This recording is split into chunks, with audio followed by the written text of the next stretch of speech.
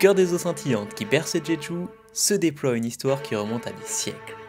Une épopée où femmes intrépides et traditions vivent en harmonie dans cette île mystérieuse. Les légendes parlent de la création de Jeju, racontant que les dieux eux-mêmes l'ont façonné. Ils ont pris de la lave en fusion, des étincelles d'étoiles et des souffles de vent salin pour créer cette île magique. Gardiennes de la mer, récolteuses d'un trésor sous-marin, ces femmes plongent avec grâce leur corps dansant avec les vagues. Elles récoltent coquillages et algues pour nourrir leur communauté depuis des siècles. Mais leur histoire va bien au-delà de cette récolte. Elles ont tissé une culture unique, une sororité ancrée dans la solidarité et la force. Préparez-vous à plonger dans l'exploration envoûtante du monde mystérieux des Haenyeo.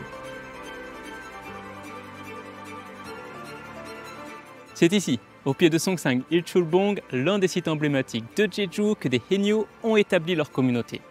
Ce site offre un cadre exceptionnel à leur mode de vie. Mais ici, une question se pose. Comment ces femmes, plongeuses de la mer, existent-elles depuis des siècles ? Eh bien, pour comprendre leur histoire, plongeons ensemble dans le passé de cette île. Il fut un temps où la plongée à des fins commerciales était exclusivement réservée aux hommes. Cependant, lorsque les taxes augmentèrent, cette occupation devint moins lucrative. Celle-ci ne s'appliquant pas aux femmes, elles décidèrent alors de plonger pour subvenir aux besoins de leur famille. Une forme de société matriarcale émergea où les femmes actives devinrent des chefs de famille, tandis que les hommes s'occupèrent du foyer et des enfants. C'est dans cette atmosphère envoûtante que nous partons à la rencontre des Haenyeo. Nous allons découvrir leur art et leurs traditions au travers de lieux uniques. Notre premier arrêt se trouve au village de Hado. Ici, vous aurez la possibilité de plonger avec ces femmes, mais aussi d'en apprendre plus sur leur histoire. Ce type d'activité fleurissent partout sur l'île. C'est un moyen unique de partager leur culture et leur expérience qui leur est si chère. Alors venez, suivez-moi et partons découvrir le monde magique des sirènes de Jeju.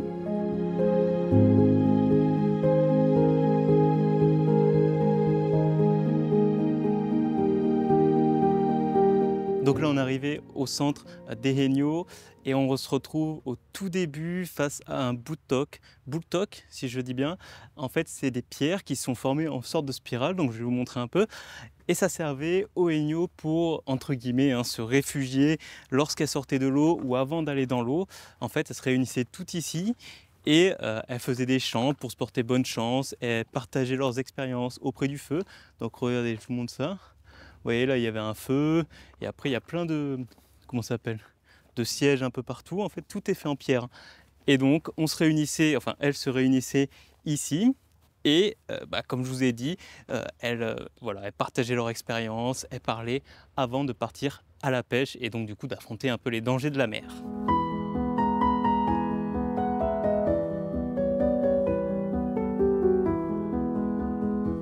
Et puis ensuite, après, en marchant, on tombe sur ce qu'ils appellent ici Wondam. Alors je vais vous montrer, en fait c'est une sorte de, comment dire, d'attrape-poisson, j'ai envie de dire. En fait c'est des bassins en pierre qui font, et quand la marée monte, les poissons viennent donc se bloquer.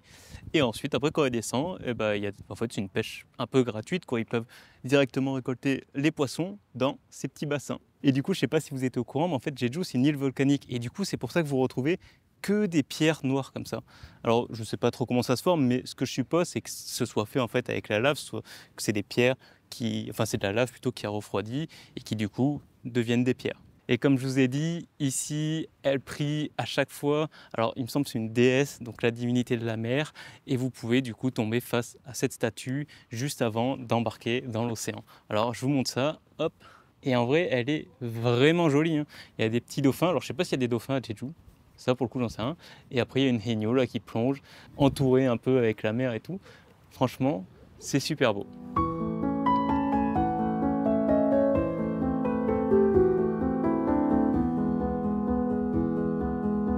Je vous montre un peu comment c'est un peu grand. Ça doit faire quoi? 3 mètres, 4 mètres? Et c'est magnifique. Il y a un vent de fou. Ça me fait des cheveux en pétard. En plus, vous savez, c'est un peu un vent salé, un peu. Mais bon, voilà, ça fait partie de l'île. Et puis après, hop, si vous payez, donc c'est 40 000 won, donc ça nous fait à peu près 30 €. Vous pouvez plonger comme ici avec des haenyeo. Hop, et vous pourrez récolter les petits coquillages. Ça, c'est une activité qu'on va faire juste après.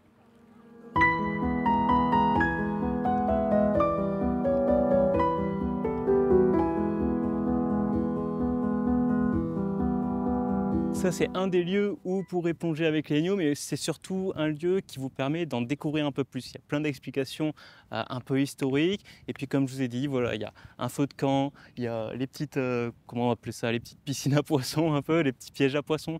Ça vous permet vraiment d'en apprendre plein. Et évidemment, il y a plein d'autres spots pour plonger avec des tenues de haenyeo, mais vraiment, ici, vous plongez avec une haenyeo. Et en plus, après, vous mangez ce que vous avez récolté. Donc franchement, c'est top. Moi, je suis pas très seafood, donc c'est pour ça que je ne l'ai pas fait, histoire de ne pas gaspiller non plus de la nourriture. Mais c'est hyper intéressant.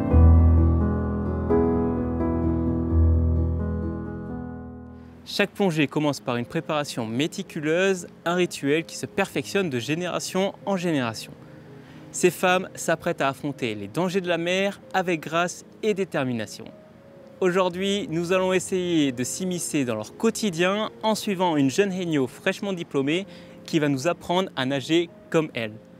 Nous allons enfiler leur costume de plongée nouvelle génération et allons essayer de pêcher multiples coquillages. Allez, suivez-moi!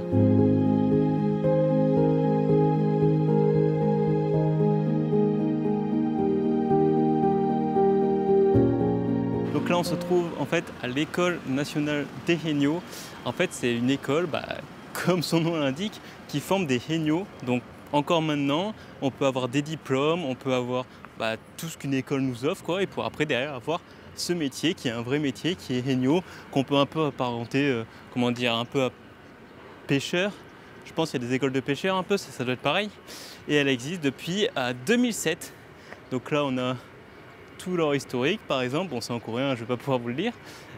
Et c'est ici qu'on va commencer en fait à faire notre première plongée, accompagnée d'une jeune haenyeo qui est fraîchement diplômée. D'il y a de ça, il me semble, ce qu'elle m'a dit, c'est quelques années. Ces nouvelles haenyeo, ces fraîchement diplômées, elles vont utiliser des outils un peu plus modernes. Donc, ça va être des combinaisons de plongée qu'on connaît, par exemple, avec des masques de plongée un peu plus classiques, un tuba, etc. Elles vont avoir un meilleur confort. Comme vous pouvez voir, du coup, on se retrouve dans une sorte en fait, de port avec donc, des bateaux de pêche plutôt classiques. Et là-bas, c'est l'école des haenyeo. Donc, elles plongent ici, là où il y a une personne. Elles apprennent toutes les bases qu'il faut savoir. Ici, on va se rapprocher un peu pour voir à quoi ça ressemble.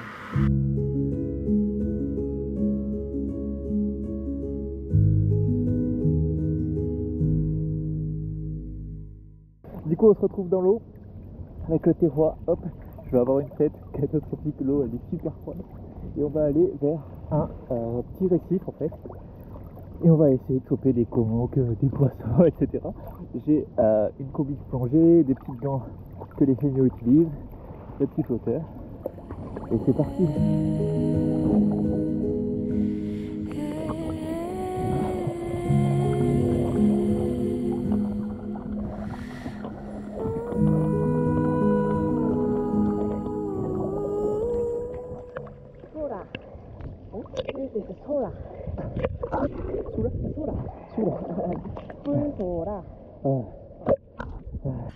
Donc ça c'est Sola, donc c'est ce que vont pêcher toutes les haenyeo en fait. C'est les fruits de mer que je vous disais. What is it? Jeju Island, traditional door. Ah, door. Yeah. Ah.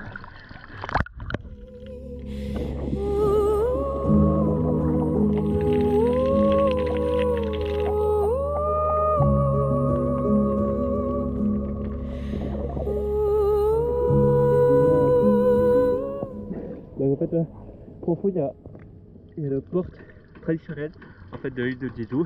Donc c'est un peu pour marquer, l'entrée de l'île. Mais c'est hyper profond, je peux pas y aller.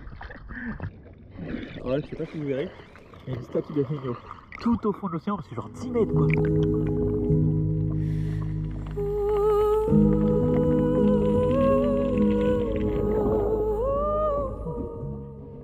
I can try to go.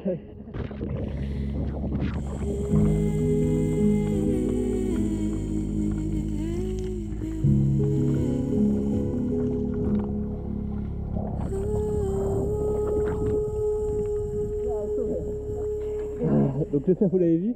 En fait c'est pas si profond en fait, c'est genre 5-6 mètres. C'est juste que bah j'ai pas de souffle. Ah, j'ai essayé de vous la filmer. Et ouais en fait il y a une statue de Helio avec le petit masque et tout, c'est super mignon.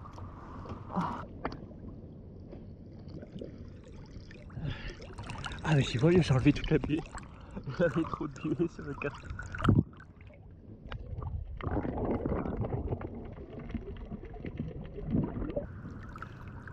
Ok, on va retourner à la statue des Helio. J'ai envie d'essayer de vous la montrer un peu mieux pour être sûr que vous l'avez vue parce que c'est vraiment cool. Mais elle est vraiment profonde donc ça va être chaud pour moi. Bon, on va essayer. Je dois avoir une tête comme ça. Ah c'est bon, j'ai retrouvé. Ah ouais, ça fait un peu flipper et tout. Genre une statue là comme ça sous l'eau. C'est un peu flippant mais bon, on va y aller.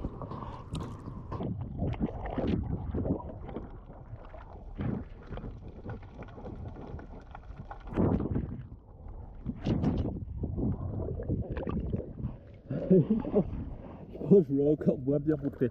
J'étais pas de face. Hop.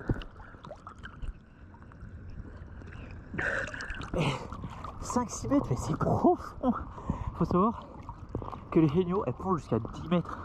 Genre il reste 1 minute en apnée. Je sais pas comment ils font, déjà les oreilles et tout. Ça doit faire trop mal au début. L'eau en plus elle est hyper salée. Bon c'est normal hein, vous direz, on est dans l'océan. Enfin ouais c'est l'océan je crois. Allez.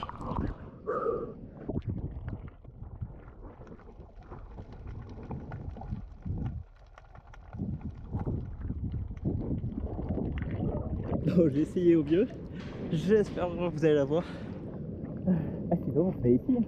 Et du coup, vous allez vous demander pourquoi j'ai pas le masque du Helio. En fait avec ma moustache ça fait rentrer de l'eau donc c'est pas évident et j'ai un grand nez en fait du coup ça touche la vitre. Donc moi j'ai préféré prendre un masque, on va dire traditionnel, normal quoi. Sinon c'est vraiment pas confortable pour moi et en plus il y a de l'eau qui rentre quoi. Donc si vous êtes un mec et vous avez la moustache, bon bah c'est un peu chiant pour vous. Ou si vous êtes aussi avec un grand nez, bah ça va être chaud pour vous de prendre ce masque quoi. Hop.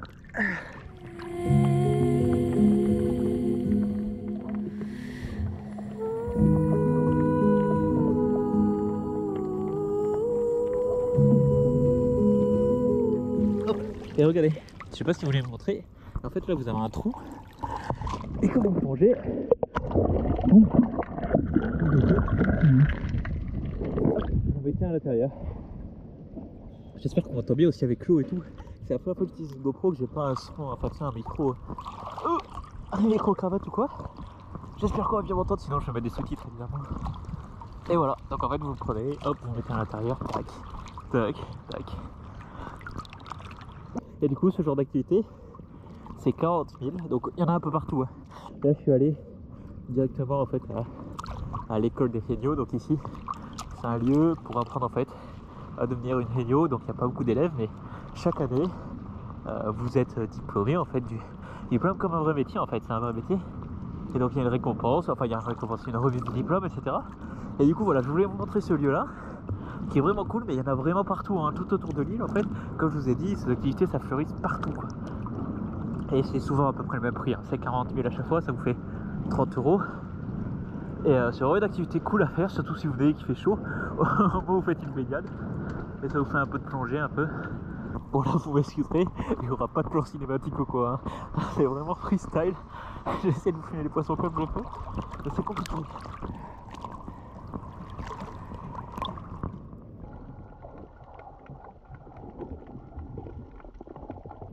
J'espère que ça aura bien filmé parce que je sais pas comment on fait. C'est la première fois que j'utilise une GoPro. Alors là j'ai des caméras et tout. Waouh, la tête que je dois avoir.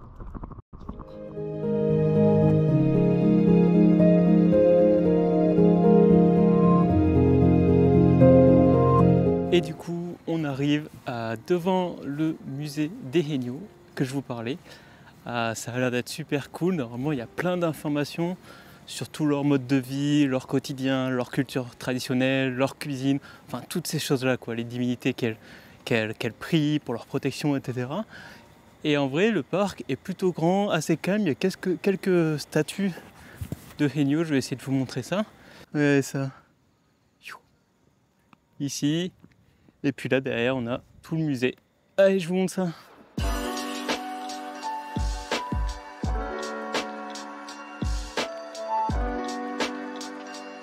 Du coup, je suis dans le musée. J'espère que vous m'entendez bien. J'essaie de ne pas parler trop fort. Et donc voilà, je me balade. Et là, on tombe d'abord sur une première exposition. Donc sur ce qu'on appelle le Haenyeo Workplace. En fait, alors je vais lire un peu avec vous. Mais c'était un endroit, comme je vous ai dit précédemment, où elles se réunissaient auprès du feu pour se réchauffer. Et ici, ben voilà, elles pouvaient peser les récoltes, tout trier, parler, partager leur expérience, etc. Et ensuite, après, on arrive sur une vue d'une Haenyeo, en fait, avec les tout premiers habits. Ce que vous pouvez voir dans les documentaires assez récents, c'est qu'elles ont des combinaisons un peu de plongée, je crois que c'est en polyester, ou enfin, j'ai pas envie de dire des bêtises. Vous savez, c'est cette combinaison de plongée noire assez classique. Mais avant, en fait, c'était des combinaisons comme ça, en coton. Donc c'était juste du coton tissé rapidement, quoi, un short, un pantalon, une petite serpe en métal pour en fait bouger un peu les cailloux et chercher les conques, je crois que c'est comme ça qu'on appelle ça, en tout cas les coquillages de mer. Et puis voilà, quoi, ça plongeait avec juste des lunettes, même pas de masque. Regardez, je vous montre ça, hop, ici. Même pas de masque, rien, quoi, juste des lunettes. Je vous montre ici, en fait, ça, c'est plein d'awards, donc c'est quoi? C'est des prix. Avec ici, la statuette, en fait, c'est le meilleur award qu'ils peuvent avoir, c'est le meilleur prix qu'ils peuvent avoir en tant que Haenyeo. Et donc, c'est plein de certifications, en fait, qu'elles ont reçues au fil des ans. Parce qu'en fait, il faut savoir qu'au tout début, c'était pas le truc le mieux vu, mais par contre, au fil du temps, en fait, elles sont devenues riches avec l'exportation notamment des conques vers le Japon, et c'est devenu en fait un vrai métier super cool pour, comme ils disent ici, les femmes qui n'avaient pas forcément d'éducation, qui n'avaient pas eu la chance d'aller à l'école ou quoi. Euh, du coup, bah, voilà, c'est devenu un vrai métier avec des vraies certifications et limite un honneur en fait pour l'île d'avoir des Haenyeo et de pouvoir faire ce métier-là. Et ensuite, après, le troisième stand, comme ils expliquent, c'est que les Haenyeo, lorsqu'elles rentraient à la maison, alors je ne sais pas si c'est toujours d'actualité, mais elles se mettaient à la couture pour coudre leurs prochains vêtements ou les vêtements des nouvelles arrivantes. Et c'était un peu leur passe-temps favori, quoi. Et donc ensuite, après, ici, on a tout un mur de Haenyeo en interview qui vont vous expliquer des choses. Bon, c'est en coréen, donc malheureusement, ça va être compliqué à comprendre. Et puis, on va continuer notre visite. Sachez que le prix du billet, c'est 1000 won, donc c'est 70 centimes, franchement, facile. Et donc ici, comme vous voyez, bah, en fait, vraiment, elles apprenaient depuis le plus jeune âge, quoi. Ça se transmet, comme je vous avais dit, de génération en génération, avec les grands-mères, les mères qui apprennent aux plus jeunes. En montant, on peut avoir un panel en fait de ce qui est pêchable. Donc, par exemple, des calamars et là ici des poissons, je sais pas trop ce que c'est. Donc, c'est de 3 à 7 mètres. Par exemple, ici, les algues, les concombres de mer qui sont de 0 à 10 mètres. Comment ça s'appelle, les petits coquillages. Ici, les poulpes qui vont plus être sur du 10 mètres aussi. Et puis après ici, donc là, c'est les plus gros coquillages de 2 à 5 mètres. Enfin voilà, plein de choses. Je vous montre un peu tout qu'elles peuvent pêcher. Et arrivé tout en haut, on retrouve le Théou.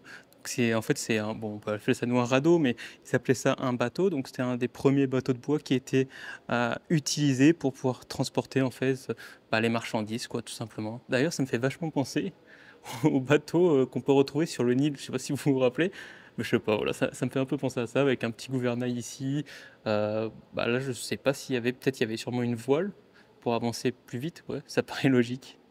Arrivé tout en haut, on va avoir une superbe vue sur la plage qui est juste à côté. Alors j'ai plus son nom en tête, mais voilà, on a vraiment toute la baie avec, je vais aussi vous montrer les fameuses éoliennes. Il y en a énormément partout sur Jeju. Parce qu'en fait, c'est une île qui a beaucoup de vent. Donc tout de suite, c'est hyper profitable. Et on peut même apercevoir là-bas, j'essaie de vous montrer un temple. Je ne sais pas si on arrive à le voir. Mais voilà, franchement, la vue est super cool. En plus, on commence à voir les nuages qui commencent à apparaître avec le coucher de soleil. Donc voilà, c'est ce que je vous disais, j'ai essayé de zoomer au maximum et là vous voyez, il y a plein d'éoliennes vraiment partout sur tout le bord de mer et à chaque fois il y a des petits phares comme ça, donc vous pouvez y aller faire vos petites photos, vous baigner évidemment. Cette île est magnifique. Dans la dernière salle, on retrouve en fait ce que je vous ai expliqué, donc il y a plein de, comment dire, de sculptures et d'anciens habits. En fait, on va retrouver au fil du temps comment est-ce qu'elle s'habillait. Donc, je vous ai montré, enfin, je vous ai fait des meilleurs plans. Mais voilà, au début, c'était vraiment du coton. Et après, on retrouve les combinaisons de plongée qu'on connaît. Donc, je sais toujours plus en quel élément c'est. C'est en rubber. Donc voilà, si vous arrivez à le trouver, mais je vous le marquerai en bas de la vidéo parce que bon. Et tous leurs différents masques un peu. Donc voilà, au début il y avait des lunettes et après il y a le fameux masque, vous savez, qu'on connaît, qui est un peu ovale et qui prend jusqu'au nez ici. Et du coup, ce qu'il faut savoir, c'est qu'en fait, carrément, elles ont créé une sorte de, alors pas de clan, mais de groupe de plongeuses parce que, comme je vous ai dit, c'était mieux de plonger plusieurs ensemble pour éviter les dangers. Comme ça, s'il y en avait une qui avait un problème, bah, toutes les autres, elles pouvaient venir les aider. Et puis, si vous venez, vous verrez qu'il y a plein d'autres choses pour en apprendre encore plus. Par exemple, sur les poissons qu'elles pêchaient, sur les coquillages, sur toutes les médailles qu'elles ont reçues, qu'est-ce qu'elles représentent à travers la littérature. Enfin, plein de choses hyper intéressant, si en tout cas les géniaux vous intéressent. Et il y a plein de photos. Franchement, moi j'ai pas réussi à en avoir parce que c'est hyper dur en fait pour faire ce genre de photos. Je vais essayer de vous montrer. Si je vous montre là les photos, vous voyez, c'est des géniaux qui plongent, des géniaux qui respirent comme ça à la surface. Bon, pour avoir ce genre de photos, faut avoir déjà un appareil photo qui va sous l'eau. Moi c'est pas mon cas. Une tenue de plongée et puis voilà, faut vraiment aller les suivre dans l'eau avec un appareil photo qui va sous l'eau. Bon, malheureusement c'est pas ce que j'ai.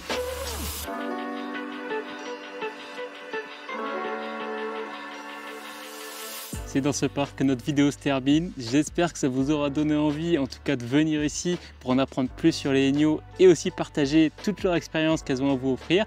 Et puis, si vous avez des questions, n'hésitez pas, posez-les moi en commentaire. On se retrouve pour une prochaine vidéo. Salut!